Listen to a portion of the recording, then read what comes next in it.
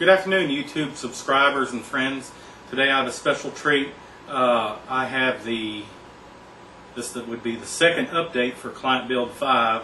Of course, people's been pretty hateful, like when am I going to get it done? What's going on? You know, when are you going to have another update? Well, I have an update today, and you can kind of see what we're going to go over. I just want to let everyone know the build is continuing to move forward. We had a lot of setbacks. And I know there's a lot of you out there that say, you know, 3 months it should be built, there's something wrong, I'm not doing it right. No, I mean there are serious issues on some things and not all of them are controllable, so that's just a natural thing. For those of you that build computers, you know what I'm talking about. So what I'm going to do is I'm going to hand this review over to Bill. He was in charge of the WATERBOX and he done a wonderful job. And I'll let him explain it because he knows all about it. Hello YouTubers, it's Bill, aka Blue Skull, Truby's friend and comrade in arms. Today I'm going to be doing an overview of the WATERBOX that we're building for Client Build 5. As you can see, the basic parts, this is the radiators, reservoir, pump, and fans to be cooling the graphics cards for the build. And just to remind everyone that right now those two graphics cards are going to be two GTX 590s. And before we get a bunch of comments about this entire WATERBOX going to cooling two 590s, we know it's overkill. But again, this is going to be a very special build. We wanted each part of it to be independently something extraordinary. Also in the future, he'll be able to use, the client will be able to use this WATERBOX to cool anything or any computer that he wants to. It has plenty of cooling capacity and it has plenty of head pressure with the dual pumps that are in it. So what I want to do right now is just do a parts overview just so we know everything that went into it. When you first saw this case, it was black, and this is the Danger Den external external radiator and pump case. You can get that from performance PCs or I think Frozen CPU might have it, but all that is just these 5 pieces of plexi that get screwed together. So inside the case we have 3 radiators, and those are the XSPC Extreme 360 radiators. We have 9 of the Aerocool Shark red LED fans. Down below we have the Bitspower dual Uber 655 pump, and those pumps are in series, so first pump goes into the inlet of the second pump. So again, we have no issue with pressure whatsoever. Connecting all of this together, coming in from the outside, we'll just go over the loop real quick. We have the Koolance quick disconnect, and this is a 90.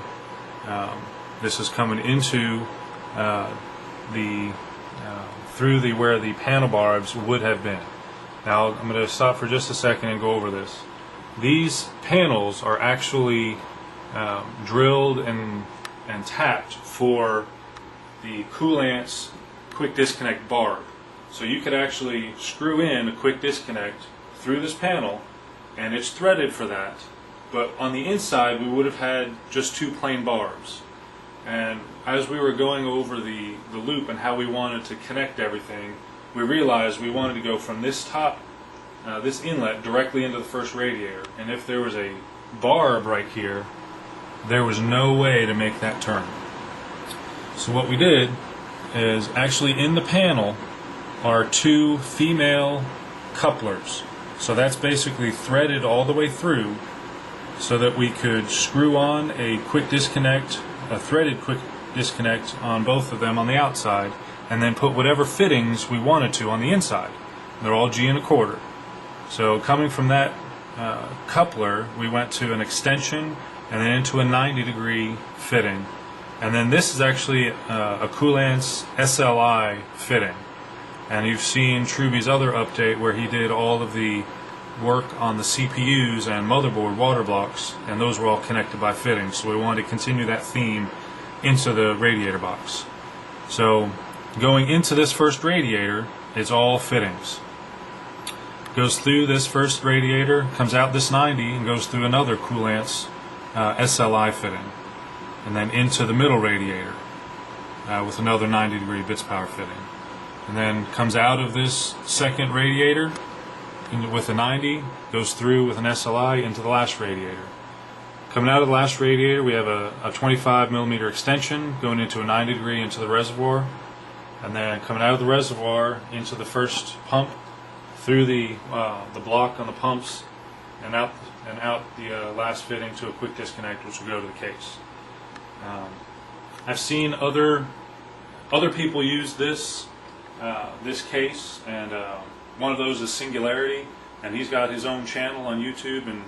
And when we first did the overview, he talked about, or he actually sent a couple messages asking about the WATERBOX, and I said that yeah, I'd go ahead and mention when we first talked about doing this case.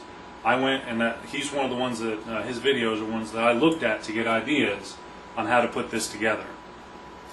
I really liked what he had done with it. I really liked how it looked, and that was kind of the final decision for us. When we saw how well he put it together and how well it turned out, we thought we could do just as well, and maybe make a couple changes and make it our own.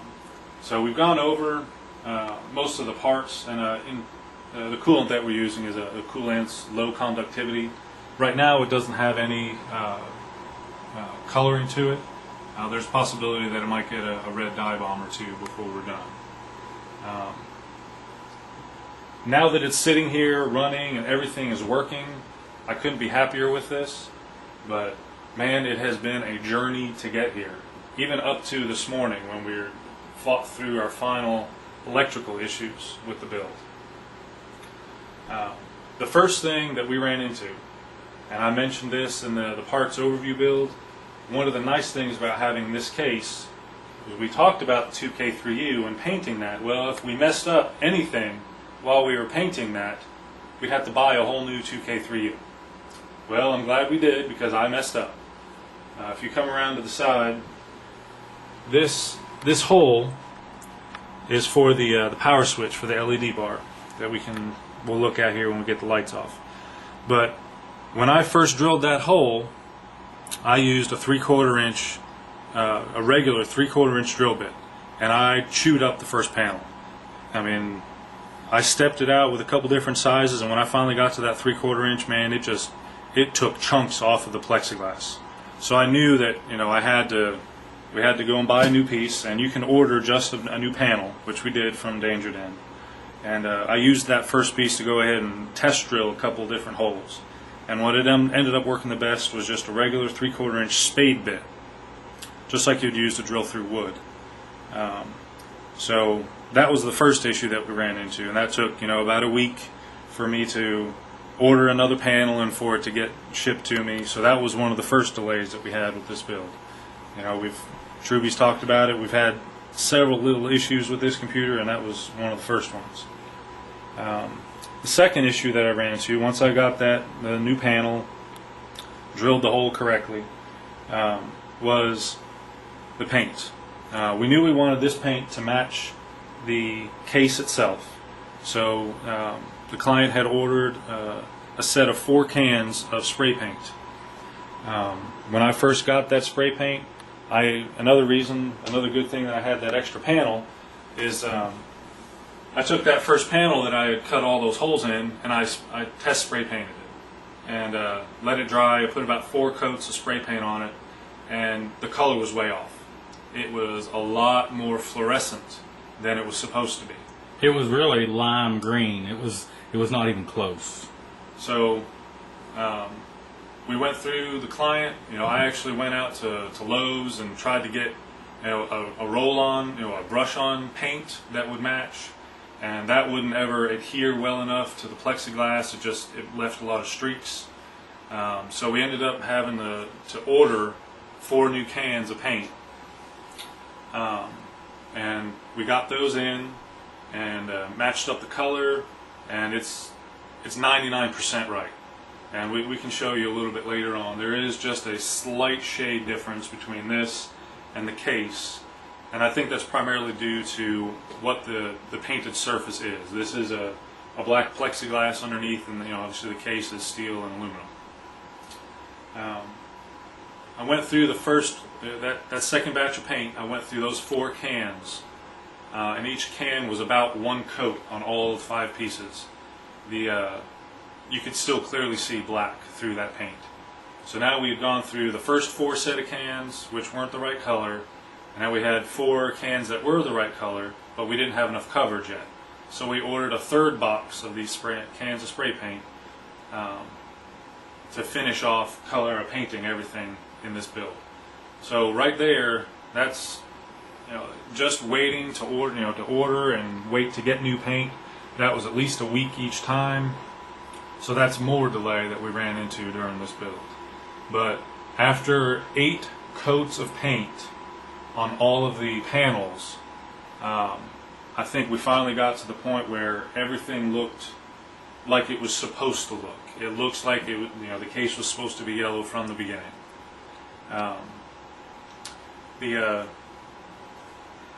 This, in my opinion, this is by far the longest delay that we had, was getting all this paint right in the build. So about 2 weeks ago, I finally got done painting everything and was able to start putting the case together.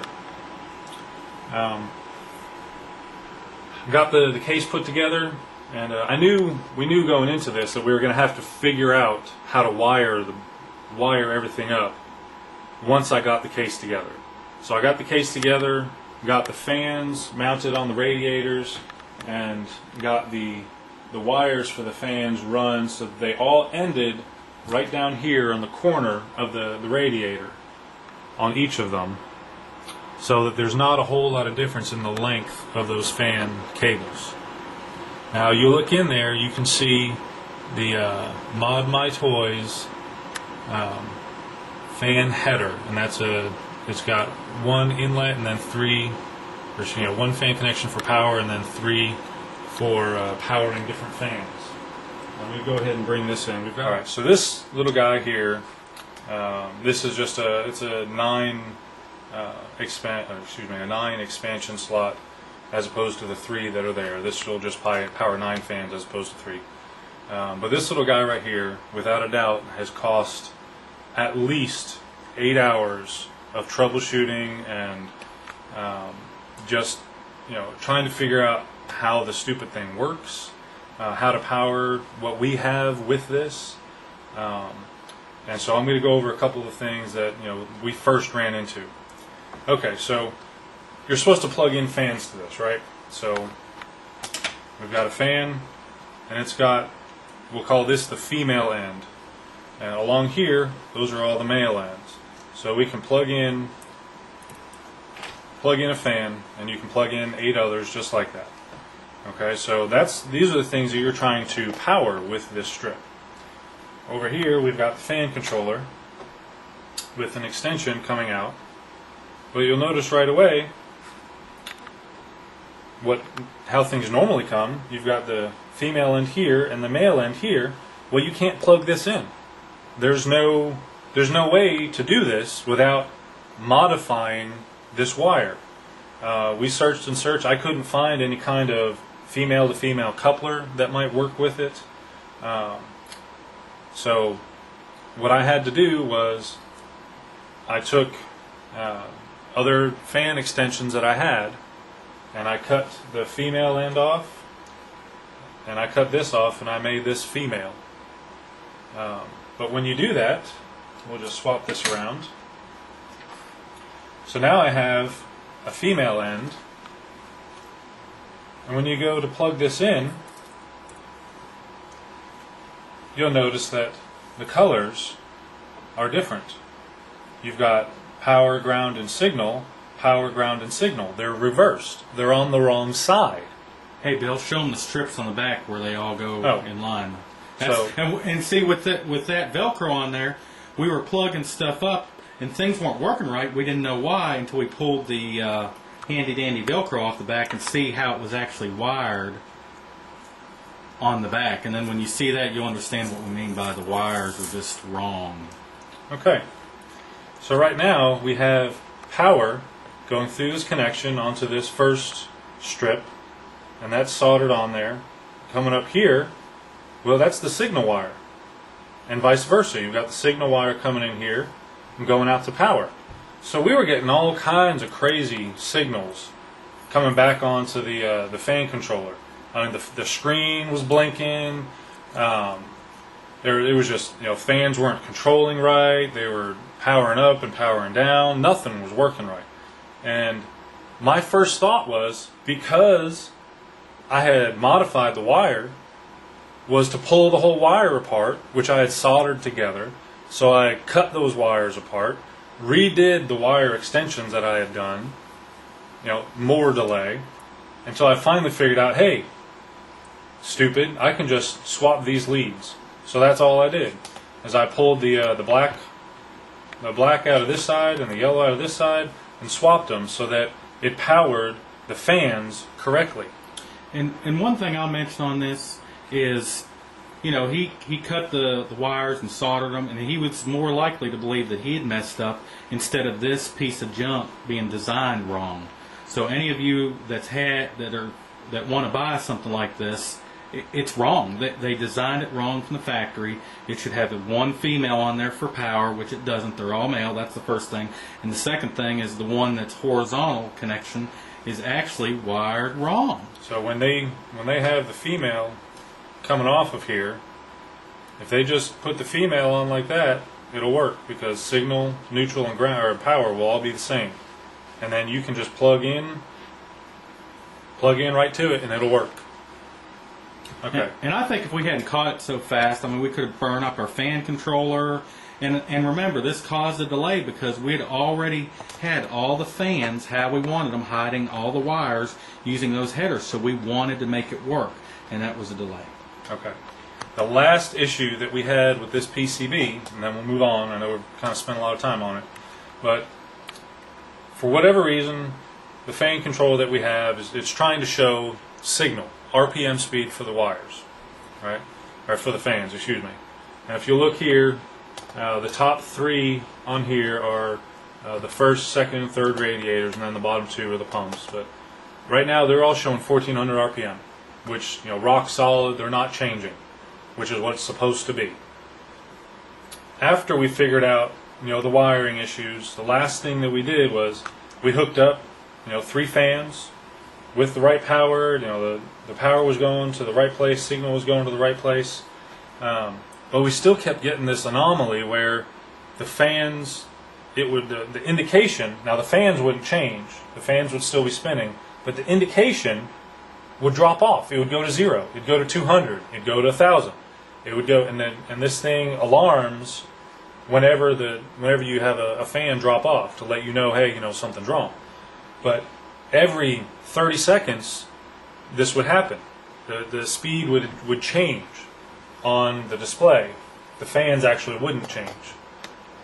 So what we ended up having to do, and for any of you that have had fan splitters, now if you're trying to power like 4 fans, you buy a splitter to put 4 fans onto one power source. Only one of those fans will actually have 3 wires going to it for signal feedback. And we knew that. We've looked at those before in the past. We put 2 and 2 together. We ended up leaving only one of these headers with 3 pins on it, and then we just ended up snipping the male portion of the header for the last 2 fans, and that was it. That worked. That was the final thing we had to do to this stupid little PCB. But as you can see now, the bottom fan on each of these radiators is actually giving signal feedback. The upper 2 are just being controlled by voltage. And that's the way it should be. You only have one fan providing feedback, and everything else is just going to do whatever that first fan does. Okay, so that issue was only resolved today. And again, there is 3 major defects to that piece of junk that we bought for like $3.99, and it cost us. He's saying 8 hours. I'm thinking it cost us more than that. Well, that was just 8 hours of work. I actually started working on this thing about 2 weeks ago, putting it together. So in that case, it cost us 2 weeks. Okay. So now that we figured out how to power the fans, in essence, there's 4 things to power within this box. The fans being one, and those are going through this PCB right here. That has a, it looks like a PCIe cable that comes out the back of the case. And what we'll do is spin this around. If you look right here, the PCB is just behind this box. I actually just measured it and cut out a spot for this connection to go in, and then this has about a 6-foot cable to go over to the fan controller itself, so he can put that anywhere on his desk that he would like. So that's the first thing that we had to power. We've got the Molex coming in. There's a 3-foot extension that'll come from the power supply in the computer.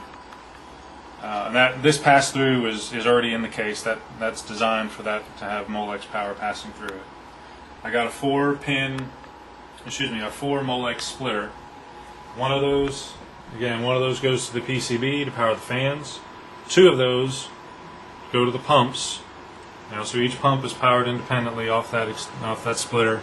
And the last thing is the switch right here for the LED light bar that's up on the top. So those are the 4 things that we powered.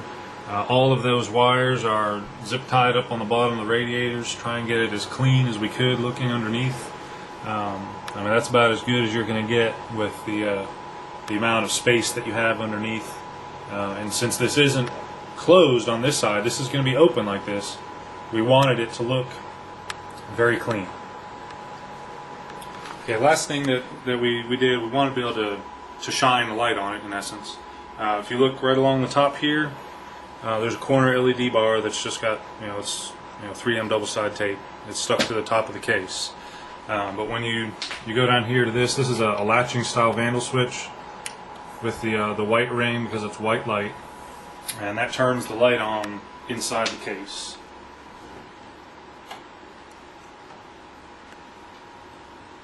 So at first I thought it was going to be way too much light because that's a 16-inch LED bar, but I think it actually came to look very good. If you have the lights turned off, and it's going to really give the inside of the case a good amount of light. Yeah, and I think the reason why I chose I told Bill I'd like to have a light in it is because if this is going to run quite a bit, which I feel like it is, he can turn that light on in there and see if there's any dust bunnies in there and get them cleaned out, and he don't have to get a flashlight. And then if you just want the red light, you turn that light off, and then you just got the red. So that was my thought on it. Okay, so the last thing we're going to do, I'm going to pull the fan controller over in front. And actually does have a good grip on the bottom. I'm just going to go over the operation of this thing just briefly. First of all, there's two temperature sensors within the case. I didn't go over that to begin with, but number 1 is the inlet temperature, and that inlet is just it's on the inside of this fan, but on this side of the radiator. Show me that again, Bill. I'm sorry. There's a temperature sensor just on the inside, between this fan and the radiator, which will give you the inlet temperature. And then number 2 is the outlet temperature, and that's between the radiator and the box on the outside, on the back. So both of those, that'll just be just on either side of the radiator. So you'll have an inlet and outlet temperature just for this first radiator. The top 3 are the power for the fans. So you can go in here, you hit, let's say, number 1, and then you can set an alarm temperature. You hit it twice, and the RPM starts blinking. And you can bring it all the way down. You can bring it all the way down to power that fan off. And as you can see, number 1 is turned completely off. And then put it back on, all the way up. Hit that number 1 again, and that one's back on. So you can do that with each radiator independently.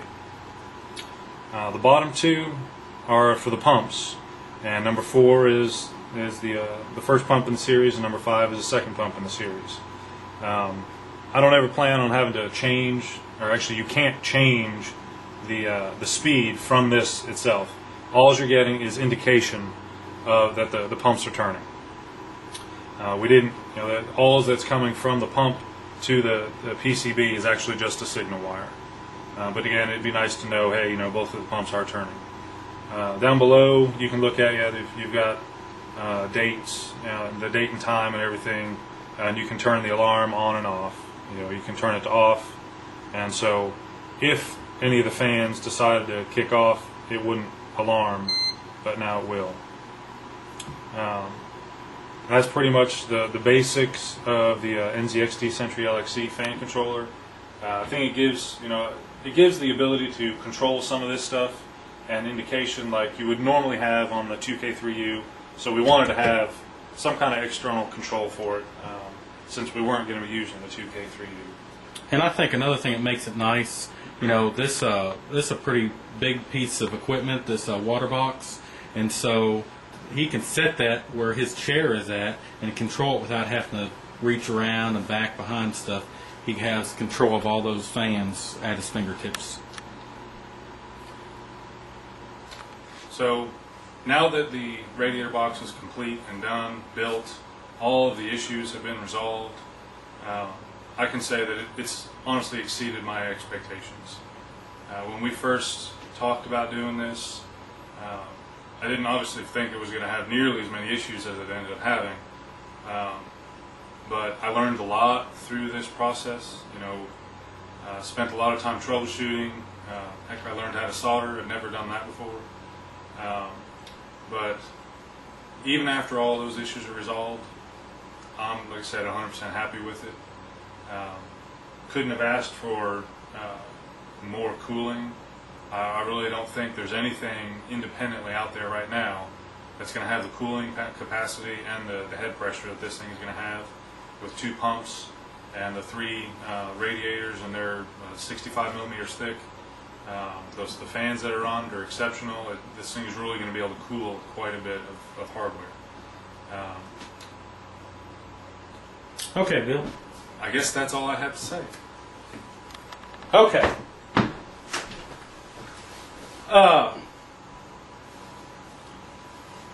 The build is coming, and I want to send a shout out to the client. The client has been more than forgiving in this process, and you know every time we have a delay, I call him. I feel bad. He's like, he expected that there would be delays, and he understands. I mean, there's really been no delays. It's been a direct result of our workmanship. There's been more delays, but just that's the way it is. So please be patient. And I should have another video. I got most of the hardware in the case. We're finalizing. We're getting some special wiring sent in, so that's going to take some time for that. But I think that's about all I have for today. And Bill, the thickness of the radiators are 66 millimeters, I think. So as you can tell, I'm in charge, really. No. Okay. Well, I appreciate it. Thank you. Please subscribe, and I'll have an update soon. Thanks a lot.